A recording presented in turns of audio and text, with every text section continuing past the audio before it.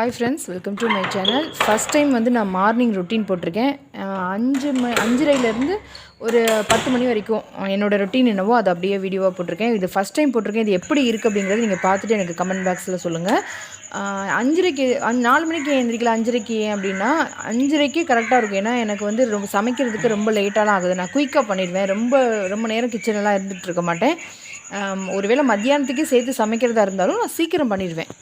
எனக்கு வந்து அவ்வளோலாம் லேட் ஆகாது. எனக்கு கிச்சனில் ரொம்ப நேரம் நின்றுட்டுருக்கலாம் பிடிக்காது. எல்லோரும் 2 பேரும் 3 பேர் சேர்ந்து நின்று அந்த இடத்துல சமைச்சா எனக்கு சமைக்க சுத்தமாக பிடிக்காது. என்னை மட்டும் தனியாக விட்டுட்டாங்கன்னா 5 நிமிஷத்தில் வேலை முடிச்சுட்டு கிளம்பிடுவேன். ஸோ எனக்கு போதும் 5:30க்கு எழுந்திரிச்சா ஒரு 6-7 மணிக்குள்ளே டிஃபன் எல்லாமே முடிச்சிடுவேன். ஸோ கோலம் வாசல் தொளிச்சு கோலம் போட்டாச்சு.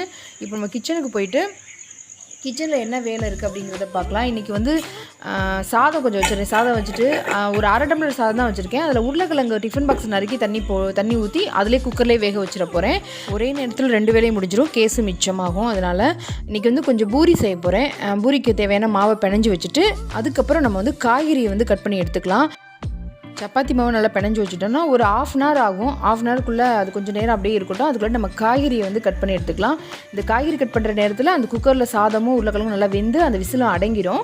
இப்போ வந்து கேரட் சாதமும் அதுக்கப்புறம் வெண்டைக்காய் வந்து பக்கோடா மாதிரி போட போகிறேன். அதுக்கு தேவையான எல்லாமே நறுக்கிட்டு உருளைக்கிழங்கு பூரிக்கு வந்து உருளைக்கிழங்கு செய்ய போகிறேன். அதுக்கு தேவையான வெங்காயத்தையும் கட் பண்ணி வச்சுக்கலாம். இப்போ கட் பண்ணி எடுத்து வச்சாச்சு. இப்போ வெண்டைக்காவை வந்து எடுத்துகிட்டு வெண்டைக்காவை வந்து நம்ம நீளமாக கட் பண்ணியிருக்கேன். நீளமாக கட் பண்ணிவிட்டு இந்த பஜ்ஜி மாவு இருக்குல்ல, பஜ்ஜி மாவுலேருந்து கொஞ்சமாக போட்டுட்டு நல்லா தண்ணி லைட்டாக தெளிச்சிட்டு நல்லா இறுக்கமாக பிணைஞ்சு எடுத்துக்க போகிறேன். கடலை மாவு அரிசி மாவு தனித்தனியாக போட்டால் அந்தளவுக்கு டேஸ்ட் வராது. நீங்கள் பஜ்ஜி மாவில் வந்து இந்த மாதிரி பக்கோடா மாதிரி போட்டு பாருங்கள். வெங்காயத்தை கூட நறுக்கி போட்டு பாருங்கள், செம்மையாக இருக்கும் டேஸ்ட்டு. தனித்தனியாக கடலை மாவு அரிசி மாவு தனியாக மிளகாத்தூள்லாம் போடாமல் இந்த பஜ்ஜி மாவுலேயே போட்டு நல்லா இறுக்கமாக பிணைஞ்சிட்டு போட்டுடுங்க. சூப்பராக இருக்கும் டேஸ்ட்டு. ஸோ இதுவும் வெந்துருச்சு. சாதமும் உருளைக்கிழங்கும் நல்லா வெந்துருச்சு.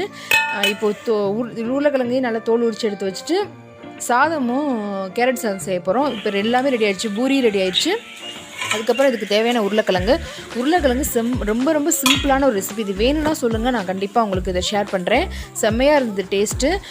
பூரி ரெடி ஆயிடுச்சு, உருளைக்கிழங்கு ரெடி ஆயிடுச்சு. ஸ்கூலுக்கு லஞ்சு வந்து கேரட் சாதம் செஞ்சுருக்கேன். அதுக்கப்புறம் வெண்டைக்காய் வந்து பக்கோடா மாதிரி போட்டு எடுத்திருக்கேன். இந்த கேரட் சாதத்தோட ரெசிபி வந்து நான் கொடுத்துருக்கேன். நான் லிங்க் கொடுக்குறேன், நீங்கள் செக் பண்ணி பாருங்கள்.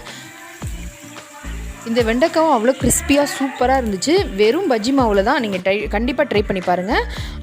கோலம் வந்து ரொம்ப இருட்டாக இருந்தது, அதனால் காட்ட முடியல. அதனால் இப்போ காமிச்சேன். எனக்கு அவ்வளோவா கோலம் போட தான் வராது. ஒரு நார்மலாக போடுவேன், அவ்வளோதான். ரொம்ப டீப்பாக அந்த மாதிரி அழகாக அந்த மாதிரிலாம் போட தெரியாது.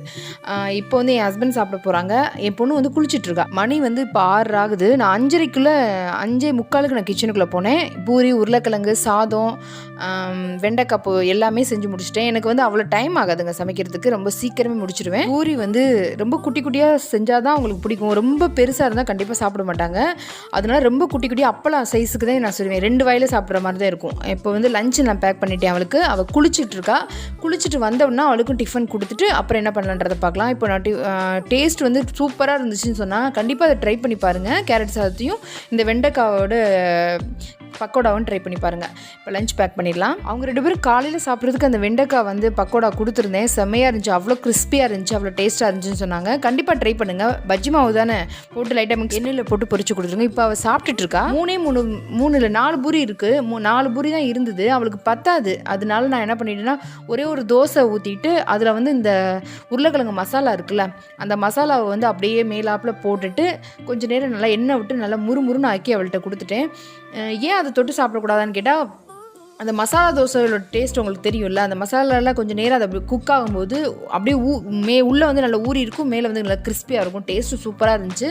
கண்டிப்பாக இது வேணா கேளுங்க. இந்த உருளைக்கிழங்கு மசாலாவோட ரெசிபி வேணா கேளுங்க. சிம்பிளாக ஒரு ஷார்ட்ஸ் வீடியோவில் கூட நான் போட்டு விட்றேன். செம்மையாக இருந்துச்சு. ரொம்ப சின்ன ஒரு ட்ரிக்கு தான். செம்மையாக இருந்துச்சு. எனக்கே இது புதுசாக இருந்துச்சு, வித்தியாசமாக இருந்துச்சு டேஸ்ட்டு.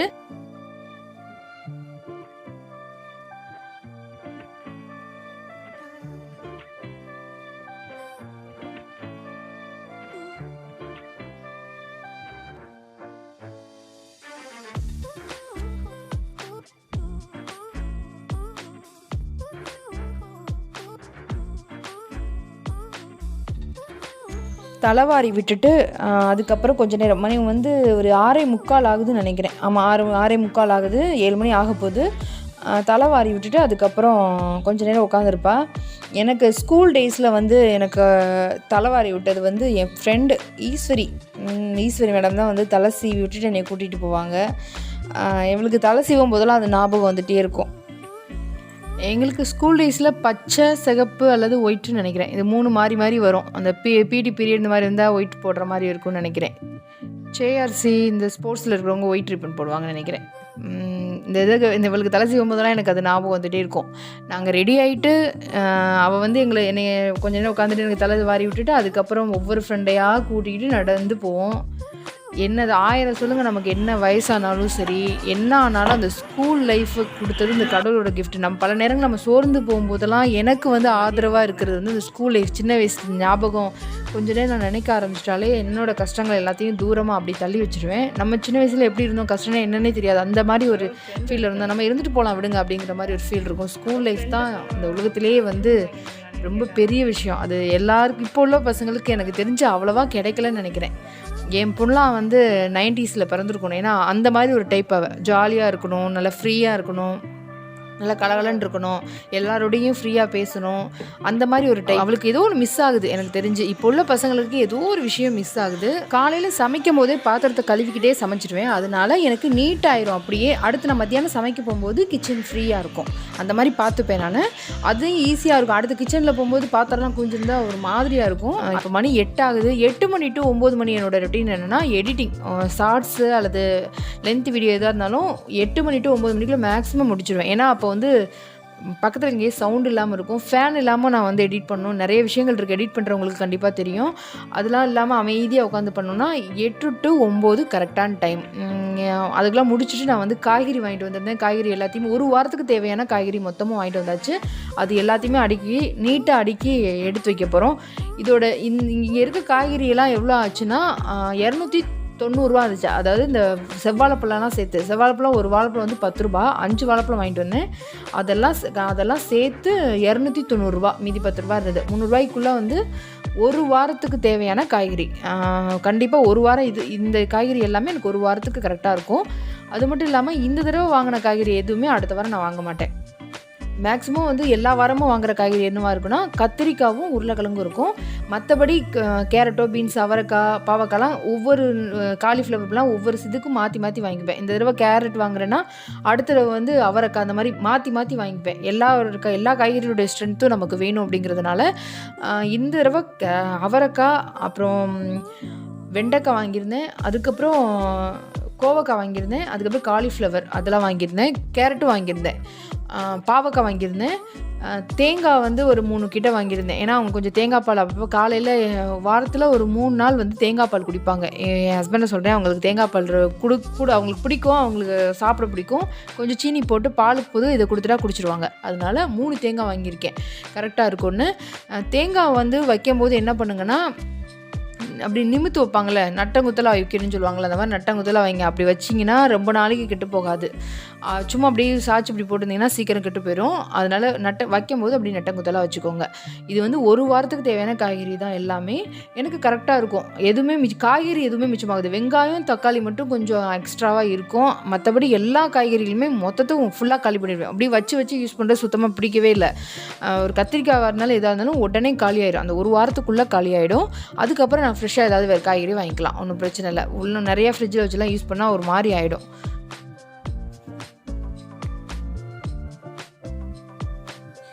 இந்த வீடியோ எப்படி இருக்குன்னு நீங்கள் தான் சொல்லணும். ஏன்னா ஃபஸ்ட் டைம் நான் மார்னிங் ரொட்டீன் போட்டிருக்கேன். இந்த மாதிரி வீடியோக்கள் வேணுமான்னு சொல்லுங்கள். ஏன்னா பிடிச்சாதான் ஒரு வீடியோ வந்து நம்மளுடைய சப்ஸ்கிரைபருக்கு பிடிச்சா தான் இந்த மாதிரி வீடியோ போட முடியும். உங்களுக்கு பிடிச்சதுன்னா சொல்லுங்கள், கண்டிப்பாக போடுறேன்.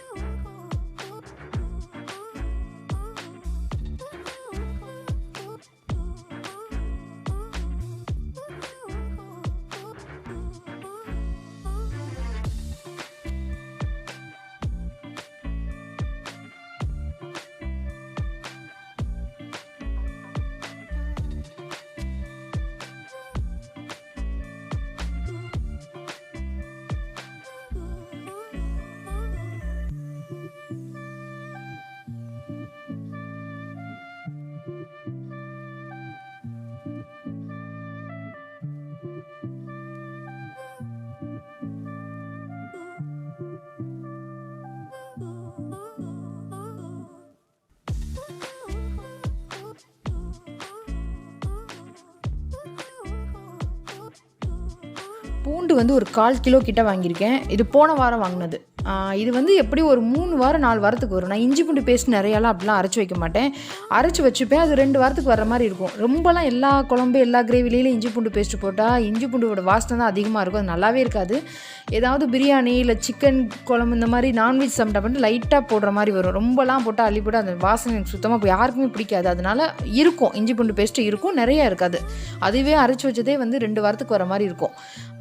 நல்லா பேப்பர் போட்டு நல்லா இப்படி பரப்பி போட்டுட்டேன். இப்போ எல்லாமே வந்து அழகாக நீட்டாக எடுத்து வச்சுட்டேன். இது அப்படியே ஃப்ரிட்ஜில் வந்து ஸ்டோர் பண்ண வேண்டியதான். ஸோ இந்த வீடியோ ரொம்ப பொறுமை